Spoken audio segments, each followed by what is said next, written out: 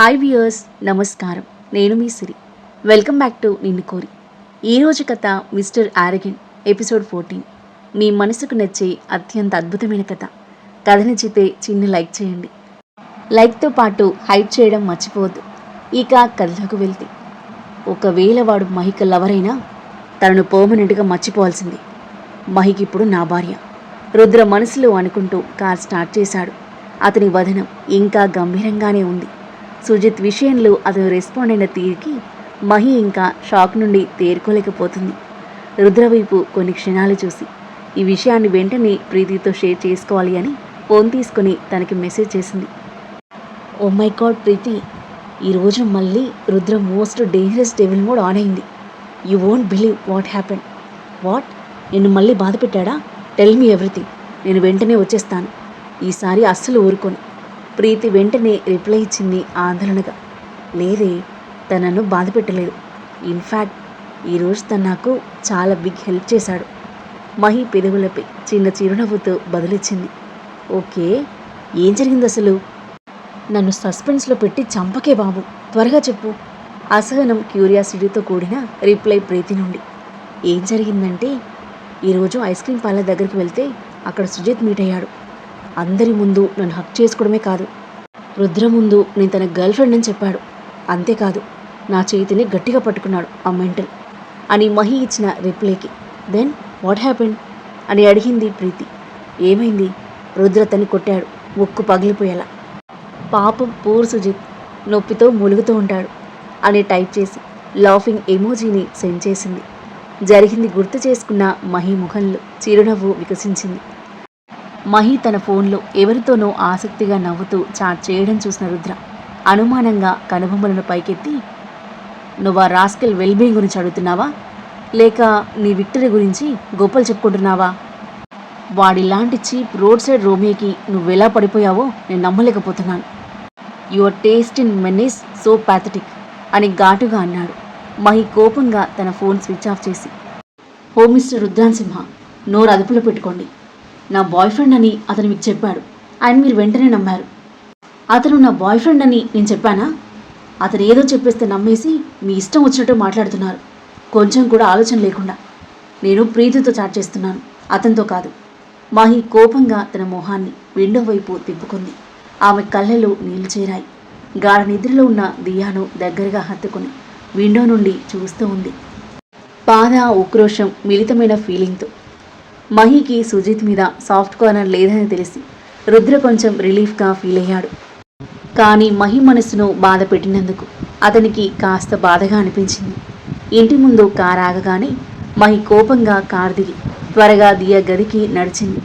దియాను bed మీద పడుకోబెట్టి తన దగ్గర కూర్చొని ఆలోచనల్లో మునిగిపోయింది. రుద్ర డైరెక్ట్గా తన స్టడీ రూమ్కి వెళ్ళాడు.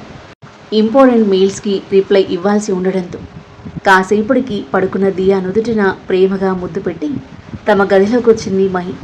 రుద్ర కనిపించలేదు. వాష్రూమ్కి వెళ్ళి చల్లటి నీటితో ముఖం కడుక్కొని టవల్తో మొహం తుడుచుకుంటూ బయటకు వచ్చేసరికి రుద్ర డోర్ దగ్గర నిలబడి ఆమెను చూస్తూ కనిపించాడు. మహి కోపంతో మొహం తిప్పుకొని బయటికి వెళ్ళిపోవడానికి ప్రయత్నించింది. కానీ రుద్ర చేయి అడ్డుగా పెట్టి ఆమె దారిని అడ్డుకున్నాడు. మహి కోపంతో కళ్ళు చిన్నగా చేసుకుని, ఏం చేస్తున్నారు మీరు? అడ్డు తప్పుకోండి అంది. నేను నిన్ను ఆపడానికి ప్రయత్నిస్తున్నాను, కనిపించడం లేదా అని ఆమె కళ్ళలోకి సూటిగా చూస్తూ డీప్ వాయిస్తో అన్నాడు రుద్ర. మీరు నన్ను ఒక రౌడీల నా దారికి అడ్డుపడుతున్నారని నాకు స్పష్టంగా కనిపిస్తుంది. కానీ ఎందుకు? ఇప్పుడు మీకు ఏం కావాలి అంది మహి పదునైన స్వరంతో వ్యంగ్యంగా. రుద్ర డీప్ బ్రీత్ తీసుకుని, ఇందాక నీతో అలా మాట్లాడి నేను హర్ట్ చేసినందుకు సారీ చెప్పాలి అనుకున్నాను మెల్లిగా అన్నాడు. ఓ నైస్. సో ఫైనల్లీ మీరు మీ మిస్టేక్ రియలైజ్ అయ్యారు. చెప్పండి మిస్టర్ హస్బెండ్ గారు, నేను వింటున్నాను. మహి తన 2 చేతులను తన గుండెలకు ఆనించుకొని ఏదో పెద్ద హిస్టారికల్ మూమెంట్ కోసం ఎదురు చూస్తున్నట్లుగా రుద్ర సారీ చెప్పే మూమెంట్ కోసం ఎదురు చూస్తూ రుద్ర మొహం వైపు విప్పార్చిన కళ్ళతో చూస్తుంది. రుద్ర తన శాయశక్తుల పెదవులను నాలుకను ప్రయోగిస్తున్నాడు. కానీ అతని నోటి నుండి సారీ అన్న చిన్న పదం రాలేదు. ఎవరో అతని గొంతు చుట్టూ ఒక తాడు వేసి బంధించినట్టు. మహి ఇంకా ఓపికగా సరదాగా రుద్ర తనకి సారీ చెప్పడానికి ఎదురు చూస్తుంది. కానీ రుద్రముఖం చాలా భావాలతో నిండుండి చాలా ఇబ్బంది పడుతున్నాడు. అతను సారీ అని చెప్పడానికి కాదు, ఐ లవ్ యూ అని చెప్పడానికి ప్రయత్నిస్తున్నట్లుగా ఆ మాటలు అతని గొంతులో ఇరుక్కుపోయాయి. అతని పాటలను వింత విచిత్రంగా చూస్తుంది మహి. అది అంత కష్టం కాదు మిస్టర్ రుద్ర. మీరు ఇంతకుముందు ఎవరికీ సారీ చెప్పలేదా? Just say it, I'm sorry. చూడండి, ఇది చాలా ఈజీ కదా అని టీజింగ్గా నవ్వుతూ అల్లరిగా అంటూ ఉంది. రుద్ర కాస్త వియర్డ్గా మొహం పెట్టి, నీకు ఇది ఈజీనే, ఎక్కువ తింగరి పనులు మిస్టేక్ చేసే నీకు అది చాలా అవసరం కూడా. కానీ నేను ఎప్పుడు సారీ చెప్పాల్సిన పని చేయలేదు, ఈరోజు తప్ప. నేను ఆలోచించకుండా నిన్ను అలా బ్లేమ్ చేసి ఉండకూడదు. అతను ఒకవేళ నీ లవర్ అయినా నువ్వు కోరుకునే విధంగా నీ లైఫ్ లీడ్ చేసే కంప్లీట్ రైట్ నీకుంది. నాకు గుర్తున్నంత వరకు మన మ్యారేజ్లో కమిట్మెంట్ అనే వర్డ్కి, లాయల్టీ అనే ఎమోషన్స్కి సంబంధించి ఎలాంటి కాంట్రాక్ట్ లేదు. రుద్ర కఠినమైన మాటలు పదునైన బాణాల్లా ఆమె గుండెల్లోకి నేరుగా దూసుకెళ్లాయి. లోపల అగ్ని పర్వతం పేలుతున్నట్టు అనిపించింది. ఆమె చిన్ని మనసు చివుక్కుమంది. ఇప్పటిదాకా చిన్న ఆశ ఉంది తనలో. రుద్ర తన గురించి కొంచెమైనా పట్టించుకుంటున్నాడేమో, అందుకే సుజిత్ నుండి తనని ప్రొటెక్ట్ చేశాడేమో. సుజిత్తో తన పేరుని ముడిపెట్టి తనను అనుమానించినందుకు సారీ చెప్పడానికి వస్తాడేమో అని. కానీ పరిస్థితులు భిన్నంగా మారాయి. రుద్ర ఆమె ఫీలింగ్స్ గురించి కాదు, తన మ్యారేజ్ అగ్రిమెంట్ గురించి ఎక్కువ వర్రీ అవుతున్నాడని అర్థమై ఆమెకు బాధగా కోపంగా అనిపించింది. రుద్ర ఇంకా ఏదో చెప్పబోతుంటే, ఇంకాపండి అని చెయ్యి అడ్డుపెట్టింది మహి. మిస్టర్ రుద్ర, మీ నుండి నాకు ఎటువంటి సారీ పోరి వినాలని లేదు అని చెప్పి తన కళ్ళలో ఉబికొస్తున్న కన్నీళ్లను దాచుకుంటూ కోపంతో రగిలిపోతూ పెదవులు బిగుసుకొని గది నుండి వేగంగా బయటికి వెళ్ళింది. రుద్ర వెళ్తున్న తన వైపు చూస్తూ, ఈ అమ్మాయికి ఏమైంది? తనని అర్థం చేసుకోవడం రాకెట్ సైన్స్ కంటే కష్టం అని తనలో తాను అనుకుంటూ రూమ్లోకి నడిచాడు. మహి కిందకు వెళ్ళి సోఫాలో కూలబడింది. అక్కడ మాత్రం డార్లింగ్, నా భార్య, నా రెస్పెక్ట్ అని ఏదేదో చెప్పి ఇప్పుడే మాట్లాడుతున్నాడు. నేను ఏదో పెద్ద బర్డెన్ అయినట్లు మాట్లాడుతున్నాడు. నేను ఇప్పుడు ఆ మాటలకు ఎలా రెస్పాండ్ అవ్వాలి? నేను కూడా ఆయన గారిని అస్సలు పట్టించుకోవాల్సిన అవసరం లేదు. ఆమె మనస్సు ఆలోచనల సుడి గాలిలో చిక్కుకుంది. ఒకవైపు రుద్ర ఆమెతో ప్రేమగా చెప్పిన మాటలు, మరోవైపు ఏ ఫీలింగ్స్ లేని బండరాయిలా మాట్లాడడం. ఈ మనిషి ఒక్క క్షణంలో ఎలా ఇంతగా మారగలడో ఆమెకు అర్థం కాలేదు. తను కేవలం నటిస్తున్నాడా? అతనికి దగ్గరగా ఉండడానికి ఆమెతో సాఫ్ట్గా మాట్లాడుతున్నాడా? లెక్కలేనన్ని ప్రశ్నలు మహి మనసులో మెదులుతూ ప్రతి ఒక్కటి ఆమెను మరింతగా బాధపెట్టాయి. ఆలోచనలతో పిచ్చెక్కినట్టు అవుతుంటే కళ్ళు మూసుకొని డీప్ బ్రీత్ తీసుకుని వదిలి దియా గది వైపు అడుగులు వేసింది. దియా గది ఆమెకు సురక్షితమైన స్వర్గధామం, తన బాధలన్నింటినీ మర్చిపోయే ప్లేస్. దియా తన చిన్న బెడ్ మీద ప్రశాంతంగా నిద్రపోతుంది. తనని చూసి మహి హృదయం కొంచెం ప్రశాంతంగా అనిపించింది. దియా నుదుటిపై మెల్లిగా నిమురుతూ తన పక్కన పడుకుంది. దియా నెమ్మదిగా శ్వాస తీసుకుంటున్న శబ్దం ఆమె మనసుకు ఓదార్పుని ఇస్తున్నట్లుగా ఉంది. తన కళ్ళు సీలింగ్పై స్థిరంగా ఉన్నాయి. కానీ రుద్ర ముఖం, అతని మాటలు ఆమె మనసులో పదే పదే మెరుస్తూనే ఉన్నాయి. తప్పించుకోవడం అసాధ్యమైన ఉచ్చులో తాను చిక్కుకున్నట్లుగా అనిపించింది. మరోవైపు రుద్ర బెడ్పై రెస్ట్ తీసుకుంటున్నాడు. అతని ముఖంలో కొంచెం చికాకు ఉంది, కానీ మహిలాగా అల్లకల్లోలంగా లేడు. మహి కోసం wine red designer dress order చేశాడు. దాన్ని బెడ్ మీద మహి కనిపించేలా పెట్టాడు. దాంతోపాటు సింపుల్ డైమండ్ సెట్ కూడా పెట్టాడు. మహికి ఎలాంటి ఇబ్బంది లేకుండా తనే స్వయంగా ఆర్డర్ చేశాడు. స్టడీ రూమ్లోకి వెళ్ళి కాసేపు ఏవో ఫైల్స్ చూసి టైం చూసుకున్నాడు. 6 అవుతుంది. తన ఫోన్ తీసుకుని మహికి మెసేజ్ టైప్ చేశాడు.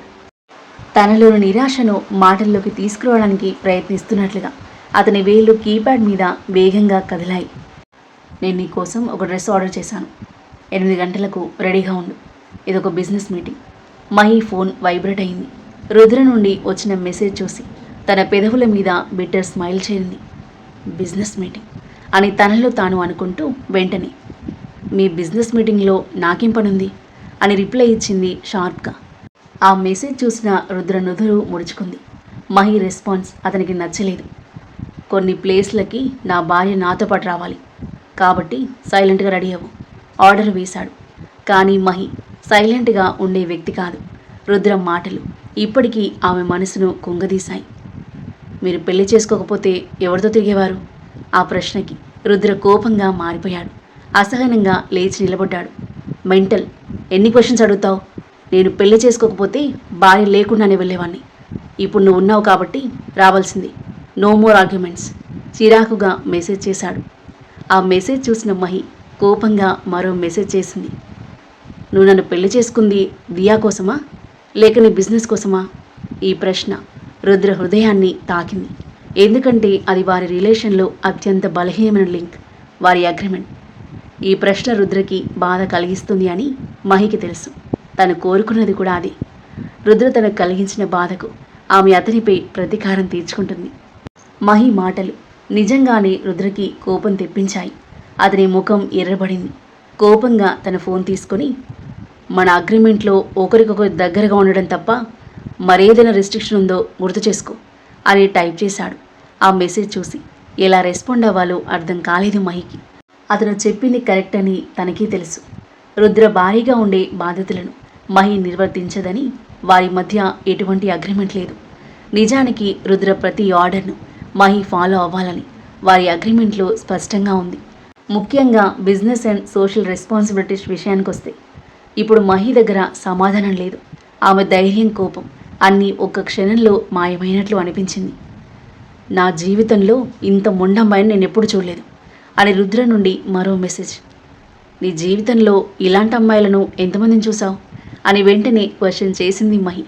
మహిక, ఇక చాలు, నన్ను అక్కడికి వచ్చేలా చేయకు, నువ్వే వరి అవుతావు అని రుద్ర పంపిన ఫైనల్ మెసేజ్. అతని మాటలలో వార్నింగ్, బెదిరింపు. అది చూసి సైలెంట్ అయిపోయింది మహి. ఇంకేమీ అడగలేదు.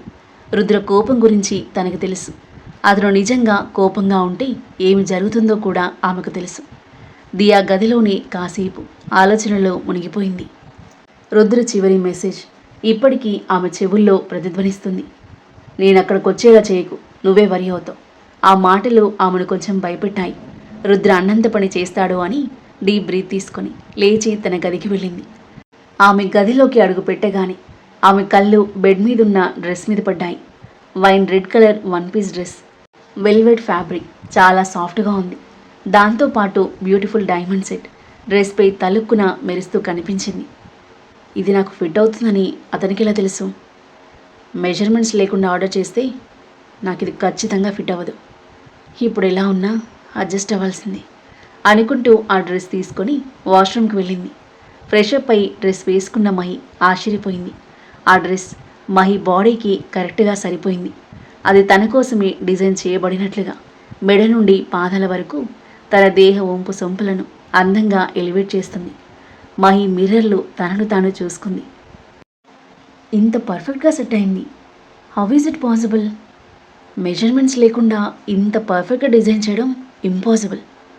ఒకవేళ రుద్ర నన్ను అంత దగ్గరగా గమనించాడా? ఆలోచన ఆమె మనసులో ఒక వింత అలజడిని రేపింది. వాటెవర్, త్వరగా రెడీ అవ్వాలి, లేకపోతే మళ్ళీ పెద్ద గొడవ. డీప్ బ్రీత్ తీసుకొని తన కోపాన్ని కంట్రోల్ చేసుకొని రెడీ అవ్వసాగింది. ఆ డ్రెస్ మహి మీద చాలా అద్భుతంగా కనిపిస్తుంది. డైమండ్ నెక్లెస్ పెట్టుకుంది. ఆమె సన్నని మెడపై బ్యూటిఫుల్గా మెరిసిపోతుంది. మ్యాచింగ్ ఇయర్ రింగ్స్ పెట్టుకొని హెయిర్ ఫ్రీగా లీవ్ చేసి లైట్గా మేకప్ అద్ది వైన్ కలర్ లిప్స్టిక్ పెట్టుకుంది. తన రూపం తనకి కొత్తగా అందంగా కనిపిస్తుంది మహికి. తను ఇలాంటి డ్రెస్, జ్యువెలరీ వేసుకుని ఇంత మోడర్న్గా ఎప్పుడూ రెడీ అవ్వలేదు. తనను తాను చూసుకుని నవ్వుకుంది. నిమిషాల ముందు వరకు కోపంగా ఉన్న ఆమె కళ్ళలో కొత్త మెరుపు చేరింది. ఫైనల్గా బాడీ స్ప్రే చేసుకుంటూ ఉండగా రుద్ర రెడీ అవ్వడానికి గదిలోకి వచ్చాడు. డోర్ ఓపెన్ చేసి గదిలోకి ఎంటర్ అవ్వగానే మహి స్ప్రే సుగంధ పరిమళం అతని ముక్కు పుటాలకు తాకింది. ఆ పరిమళాన్ని ఆస్వాదిస్తూ తల తిప్పి మిర్రర్ వైపు చూసిన రుద్ర మహిని చూసి స్టన్ అయిపోయాడు. ఆ తర్వాత ఏం జరగబోతుంది? రుద్రకు పెళ్ళైందని తెలిసి అవంతి ఎలా రియాక్ట్ అవుతుంది? డిన్నర్ పార్టీలో ఎలాంటి ఆసక్తికర సన్నివేశాలు చోటు చేసుకోబోతున్నాయి? కోపతాపాలతో నలిగిపోతున్న రుద్ర మహిళ మధ్య ప్రేమ చిగురిస్తుందా? అద్భుతమైన కథనంతో, మీ మనసుకు నచ్చే అందమైన రొమాంటిక్ సీన్లతో, మీ ఊహకందని మలుపులతో ఎంతో ఆసక్తికరంగా సాగి ఈ కథ యొక్క నెక్స్ట్ ఎపిసోడ్ కోసం మన నెక్స్ట్ వీడియో చూడండి.